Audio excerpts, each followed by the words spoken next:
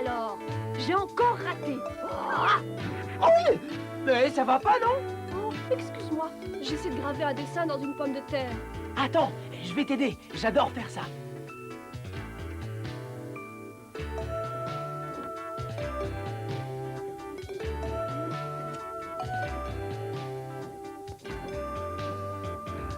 Voilà le travail. Quoi, déjà? Tu vas voir comme c'est bien fait. Qu'est-ce que tu as gravé? Attends un petit moment et tu vas voir. D'abord, je l'encre.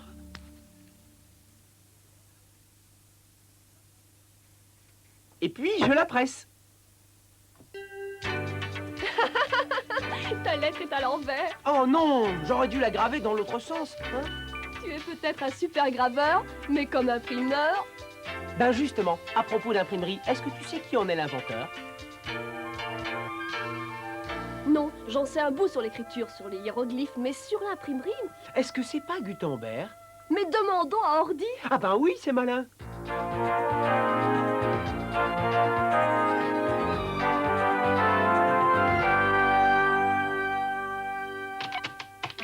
Salut les amis! Ouais! Salut Ordi! J'ai cru comprendre que vous vouliez en savoir plus sur l'imprimerie, c'est ça, hein? À votre avis, que faut-il comme matériel pour imprimer? Ben tout d'abord, il faut une presse, non? Et aussi de l'encre. Oui, mais vous oubliez quelque chose d'essentiel. Pour imprimer, il faut du papier. Et avant l'invention du papier, les hommes utilisaient la pierre ou l'argile ou écrivaient sur des carapaces de tortues, sur certains os d'animaux et sur des planches de bois aussi. Mais en Égypte, à peu près à la naissance de l'écriture, environ 3000 ans avant Jésus-Christ, les hommes commencèrent à fabriquer une sorte de papier, le papyrus. Le papyrus est d'abord une plante, un roseau qu'on trouve sur les bords du Nil.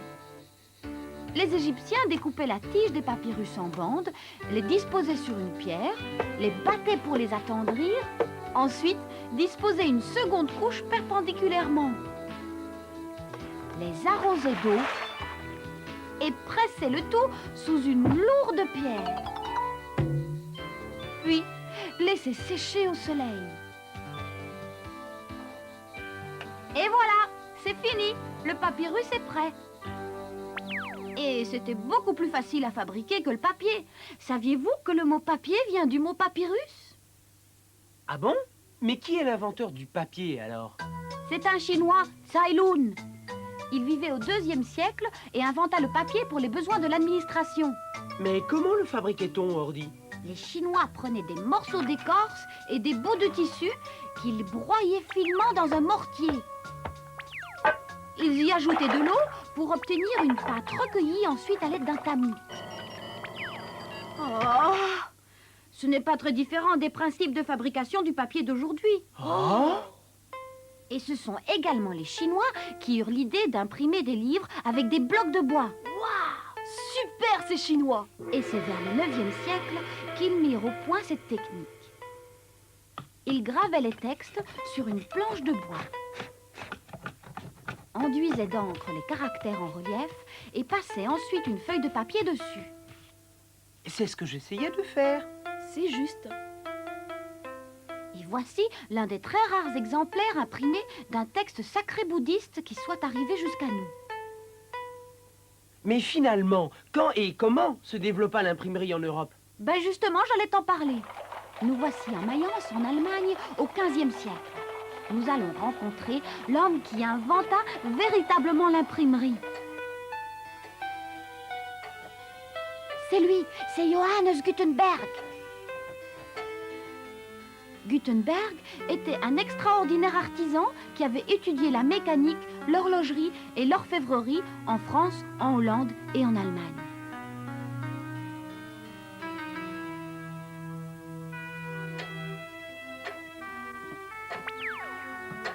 Oh! Oh non, j'ai glissé. Toute la page est à refaire. Gutenberg est en train de graver un texte de la Bible sur une planche de bois. À l'époque, s'il faisait une seule faute, il était obligé de recommencer à graver toute la planche. Imaginez le temps nécessaire pour obtenir une seule page ou pour éditer des livres. À quoi vous pensez, monsieur Gutenberg? Je réfléchis à une nouvelle méthode pour imprimer, plus sûre et plus rapide. La gravure sur planche de bois est beaucoup trop lente et demande beaucoup trop de travail. Si j'y parviens, nous pourrons imprimer des livres en de multiples exemplaires et à bien moindre prix. Tout le monde pourra les acheter et les livres deviendront un moyen de diffuser les connaissances au plus grand nombre. Ce sera un nouveau moyen de communication. Oui, mais comment allez-vous faire, monsieur Gutenberg? C'est simple. Il ne faut plus graver tout un texte sur une planche, mais graver séparément chaque lettre sur des petits blocs de bois. Et ensuite, il suffira simplement de recomposer les mots et les phrases à l'aide des petits blocs. Formidable. Il ne sera plus nécessaire de tout regraver en cas d'erreur. Et vous pourrez utiliser les mêmes petits blocs pour composer d'autres phrases ou d'autres pages.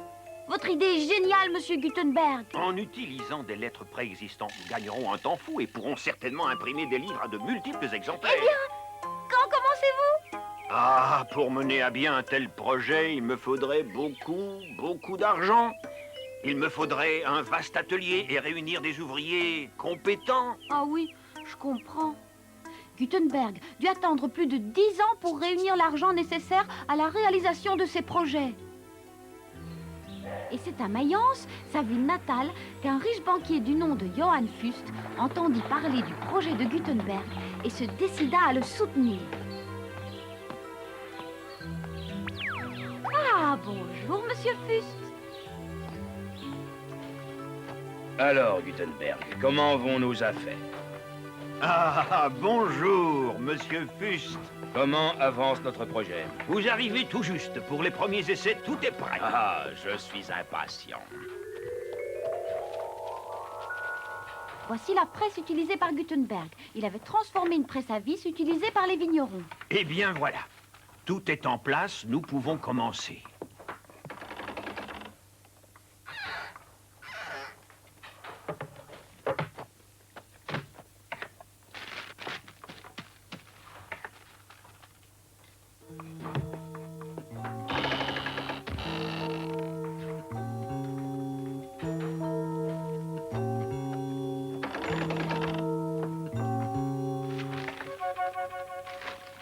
Alors, mon ami, quel est le résultat? Je vous en prie, monsieur Fust, voyez vous-même. C'est impeccable. Le succès est total. Félicitations, Gutenberg. Merci, monsieur Fust. Nous allons donc continuer. Entendu, monsieur Gutenberg.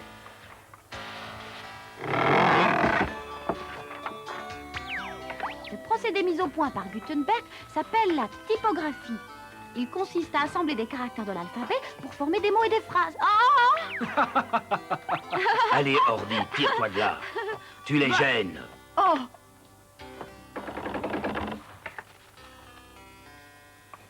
Oh, c'est étrange. Gutenberg, hein, que se passe-t-il? L'impression, elle perd en netteté. En effet, l'impression est presque floue. Je vais tout de suite vérifier les caractères. Cette lettre est déjà complètement usée. Je crains qu'elle ne soit inutilisable. Que me dites-vous là? On ne peut faire que 4 ou 5 copies avec ce type de caractère. Malheureusement, j'en ai bien peur. Cela ne m'arrange pas. Trouvez une solution à ce problème. Il faut arriver à imprimer vite et à bon marché. Ne l'oubliez pas. Les caractères en bois ne sont pas assez résistants. Je dois fabriquer ces lettres dans un matériau plus solide. Ah oui? Et quoi donc? Gutenberg se mit aussitôt au travail et fit de multiples expériences. Son savoir-faire de fondeur de monnaie lui inspira la solution. Il inventa un moule spécial capable de former des caractères très solides et en grand nombre. Voilà, ce devrait être assez solide à présent. Fantastique! Au travail. Bonne chance! Gutenberg avait fini par trouver l'alliage de métaux nécessaire pour fabriquer des caractères typographiques solides et identiques. Et à force de persévérance, il résolut également le problème de l'alignement des lettres et du type d'encre à employer. Il améliora également sa presse à imprimer. Satisfait, Gutenberg? Oui, C'est merveilleux. Il fallait à peu près une journée pour composer le texte d'une page. Et on arrivait à imprimer 16 pages en 1 heure, ce qui était formidable pour l'époque. L'invention de Gutenberg était révolutionnaire et l'imprimerie se répandit rapidement d'un pays à l'autre.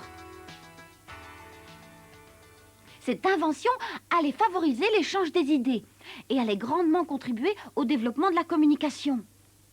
C'est fou d'avoir attendu le 15e siècle pour réussir à mettre au point l'imprimerie. Gutenberg réussit là où d'autres avaient échoué. Il rassembla des techniques très différentes que personne avant lui n'avait eu l'idée d'associer et il risqua tout pour y parvenir. Oh bien Alex, qu'est-ce que tu fais? Je t'écoute, Ordi. Oh, il est encore occupé à manger, hein? Ça a l'air pas mal du tout, hein, Alex? Tu m'en donnes un peu? Tu vas pas faire l'égoïste, hein, Alex?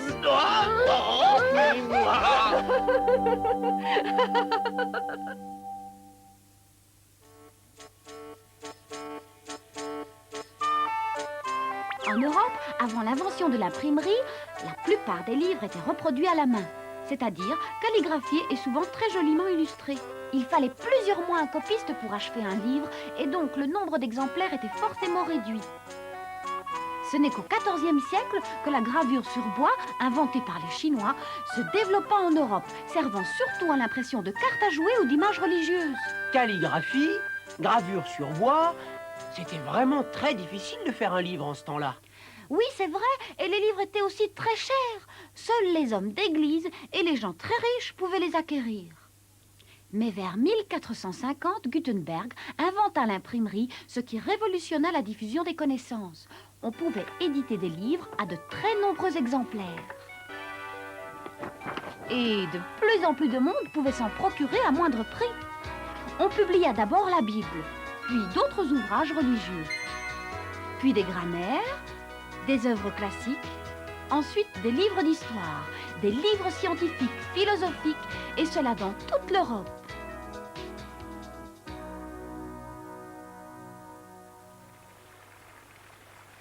Et qu'est-ce qu'ils lisent là, dans la rue? Ce qu'ils lisent, ces gens, Zoé, c'est le premier journal jamais publié. Il fut imprimé en Allemagne au XVIIe siècle et d'autres journaux virent le jour en France, en Angleterre, en Russie et dans toute l'Europe. C'est formidable de voir comment l'invention de l'imprimerie a pu bouleverser le cours de l'histoire. Tu ne trouves pas, Zoé? Oui, sans l'imprimerie, nous n'aurions peut-être rien su des idées de Galilée. Et tu ne pourrais pas être abonné à tes revues favorites. Vous m'épatez tous les deux. Vous savez un tas de choses sur les moyens de communication. C'est passionnant, mais il y a encore beaucoup de choses qu'on ne sait pas. Par exemple, comment fonctionne la poste? C'est aussi un moyen de communication. C'est simple, il suffit de mettre un timbre sur une carte postale. Et la poste fait le reste. Oui, c'est presque aussi simple. Il existe bien sûr une taille réglementaire pour les cartes postales et les lettres. La poste préfère traiter les formats standards.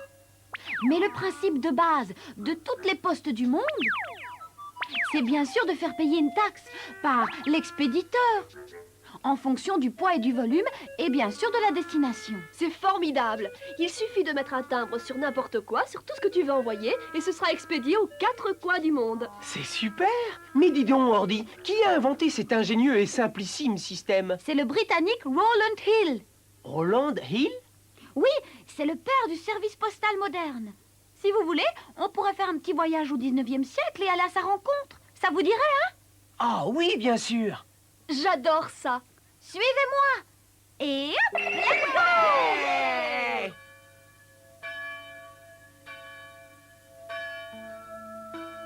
Alors, comme ça, vous voulez savoir comment j'ai eu l'idée de mettre au point le service postal, hein, mes amis? Oui, monsieur Hill, ça nous intéresse. Ah, très bien. Mais tout d'abord, je pense qu'il faudrait que je vous raconte l'histoire des communications. L'homme a toujours désiré communiquer à distance. L'utilisation des signaux de fumée fut certainement un des premiers moyens de communication. Et cette espèce de coquillage en forme de trompette envoyait certainement des signaux sonores puissants. Nous voici maintenant en Égypte, il y a environ 5000 ans. Oh, des hiéroglyphes. Et le roi écrit sur du papyrus. Vous en savez des choses.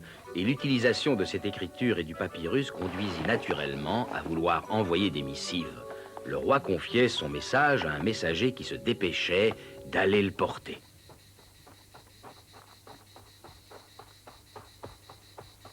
À cette époque, on utilisait aussi des pigeons voyageurs.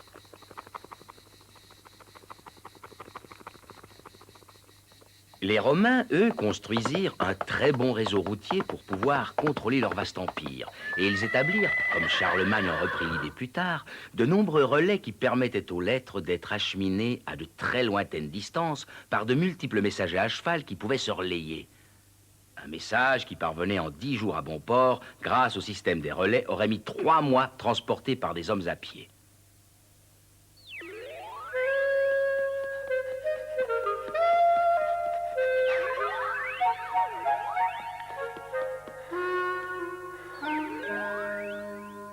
Ce que vous me racontez là me fait vraiment penser aux courses de relais, monsieur Hill. Qu'est-ce que vous dites? Oh, rien, juste un truc qui me passait par la tête. Oui, oui. Tu as raison, Alex. Le principe de relais postaux peut faire penser à une course de relais. Oui, c'est ça. Intéressant ce que tu dis là. Ça me fait penser qu'en Extrême-Orient aussi, ils avaient recours à des messagers à cheval pour acheminer leurs lettres. Attends voir. Ah, voilà. En l'an 645, un service postal fut créé en Chine et dans d'autres pays d'Orient. Un système de relais de chevaux fut mis en place afin que le messager puisse trouver sur sa route un cheval en pleine forme et ainsi ne pas perdre de temps et remettre au plus vite sa lettre au destinataire. Ça devait être lent. À l'époque, c'est ce qu'il y avait de plus rapide. De toute façon, que ce soit en Europe ou en Extrême-Orient, ce système de communication était réservé aux rois et aux grands personnages de l'État. Les gens du peuple n'avaient pas accès à ces services. Alors, quand les gens comme nous ont-ils pu envoyer des lettres pour la première fois? Au XVIe siècle, l'allemand Tour et Taxis créa un système de poste à grande échelle. Au XVIIe siècle, un bureau de poste fut installé à Paris et un système appelé London Penny fut établi ici à Londres. Les services postaux se développèrent ainsi lentement et imparfaitement.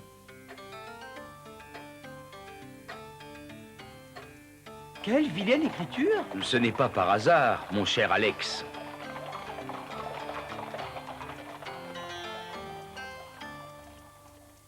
Je ne comprends pas. À cette époque-là, c'était le destinataire qui payait le port de la lettre. Les gens commencèrent donc à écrire sur l'enveloppe des codes secrets pour ne pas devoir payer la lettre. Ça, c'est de la triche alors. Oui, et ce n'est pas tout, mes bons amis. Comme les fonctionnaires de l'État ne payaient pas leur courrier, les gens ordinaires utilisaient leur nom. C'est fou, ça. Mais non, tout simplement, les services postaux coûtaient trop cher. Ce qui encourageait évidemment les fraudes.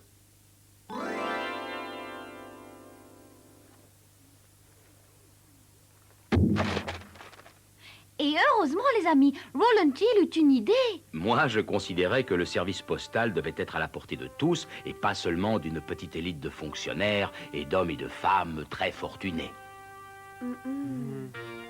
J'en parlais d'abord au gouvernement, mais on ne m'écouta pas. Je fis donc appel aux citoyens eux-mêmes. D'abord, je propose de simplifier le système de tarification du courrier. Pour une lettre pesant moins de 1 ose, il en coûtera 1 penny à l'expéditeur, quelle que soit la destination à l'intérieur de l'Angleterre. Je propose aussi de faire payer la taxe d'envoi par l'expéditeur. En ce sens, je suggère de placer un timbre sur chaque enveloppe. Qu'en pensez-vous? Mes propositions furent approuvées par les citoyens et ensuite par la Chambre des députés. Et voici comment fut créé, en 1840, le premier timbre de l'histoire à l'effigie de la reine d'Angleterre, Victoria. Et le timbre fut adopté en France 9 ans plus tard. Mais qu'est-ce que tu cherches, Alex? Ah, regardez-moi ça. Il est superbe, hein? Oh, ça m'a tout l'air d'être un magnifique vieux timbre de collection. Il a peut-être une très grande valeur, qui sait? C'est vrai, ça. Je pourrais peut-être l'échanger contre une collection de télécartes. Bon, bah moi, j'ai finalement réussi à imprimer un dessin sur une carte postale. Il ne me reste plus qu'à l'envoyer. C'est ça. Et pendant que tu vas à la poste, je vais faire évaluer mon petit trésor. C'est pas juste. Moi, j'ai même pas d'argent. Il t'en Oh. prêtera peut-être. Alex, t'as bien un peu de monnaie à donner à ta sœur pour qu'elle puisse envoyer sa carte. Ça, c'est une bonne idée. 2 francs 40? J'ai sûrement 2 francs 40. Allons-y. Ouais.